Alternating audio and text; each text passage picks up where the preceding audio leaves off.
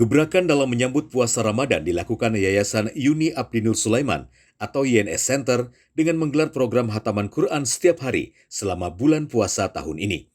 Kegiatan yang pertama kali digelar diikuti oleh majelis pengajian dan tadarusan yang dilakukan secara bergilir di 5 kecamatan sekota Banjarmasin.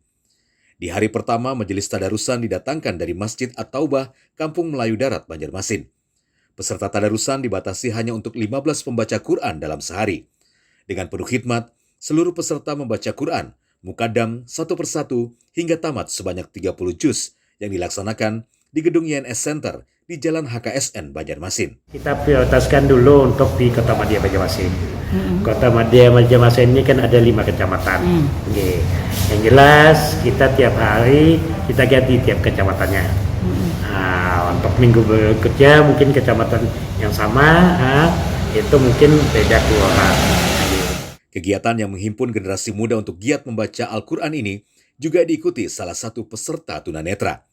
Dia adalah Aryan Nur, mahasiswa yang tinggal di Banjarmasin Tengah. Menggunakan Al-Quran khusus dengan huruf Braille, dengan lancar bujangan ini menuntaskan satu persatu surah yang dibacanya. Belajar Quran sejak kecil dengan mendengarkan guru mengaji, namun sejak tahun 2015-an, dia mulai menggunakan Al-Quran Braille. Alhamdulillah dipelajari oleh orang tua dan lebih halus jawab. Sekitar kurang lebih 6-7 tahun sudah belajar arwah kakak. Arwah kakak ulun dulu kan namanya itu Arifin Nur. Kasih dia belajar dulu mengaji. Lalu lima itu sekitar umur 10 tahun. Lalu belajar mengaji lawan Bapak Guru Supriyadi Horman, Imam Masjid Ar-Rahman. Setelah itu ulun sambung lagi belajar mengaji lawan Bapak Guru Nani tadi yang menimam siapa gitu. Iya. Untuk mengaji belagunya Bapak Supriyadi Horman itu pertama, kalau yang badarusnya tajwid segala macam itu Bapak Guru Nani tadi yang murid. Jadi dari halus sudah pakai braille? Kalau pakai braille hanya dia pas sekolah di Jawa aja tahun 2016-an. Sempat berapa tahun pakai braille itu? Dari tahun 16 sampai sekarang. YNS Center sendiri secara ketat melakukan protokol kesehatan kepada setiap peserta tadarusan dengan memberlakukan rapid test.